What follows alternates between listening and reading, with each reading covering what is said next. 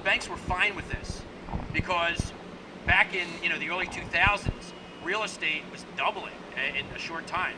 So the bank thought, hey, we got this guy who really doesn't deserve a $100,000 loan for a house, but what he did, they figured if that guy defaulted on the loan, which he probably would have, they would repossess the house. By that time, the house would now be worth $200,000, and the bank could sell it and make a profit. Well, they began to do this through 2002, 2003, 4, 5. Right around 2007, the real estate market bottomed out, and you had all these people that were totally overextended on their mortgages. And when they defaulted, and the banks were repossessing the houses, the banks couldn't sell the houses. So the banks were left with all these empty houses. Other banking financial institutions had basically financed large developments out there in Nevada, out by Las Vegas, out in Texas.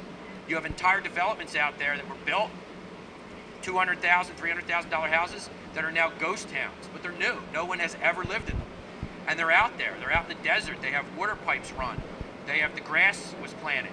No one moved in. They didn't sell a single unit. Because by that time, the banks were so afraid that they wouldn't give anybody any mortgages anymore.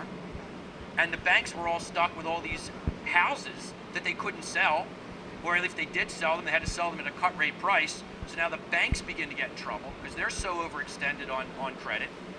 And we're looking at possibly having an economic collapse because of that. So what it was one bad word called greed. Greed of an individual who wanted to buy a house and flip it, but he was buying much more than he could chew. And what happened is the banks trying to figure the guy's going to default on it, but they could get the house back and they could flip it for more money at a sheriff's sale. The bubble blew up, as all bubbles do, and it didn't work. And so guess what? Now we have the banks in trouble. We have a lot of people losing their homes because they still can't pay their mortgages. And how do we fix it? Well, there's one thing the government can do. The government can go in and renegotiate all these people's mortgages from these ARMs that, the ones that balloon up your interest rate after 2 years. The government can go in and renegotiate these mortgages down to about 5%.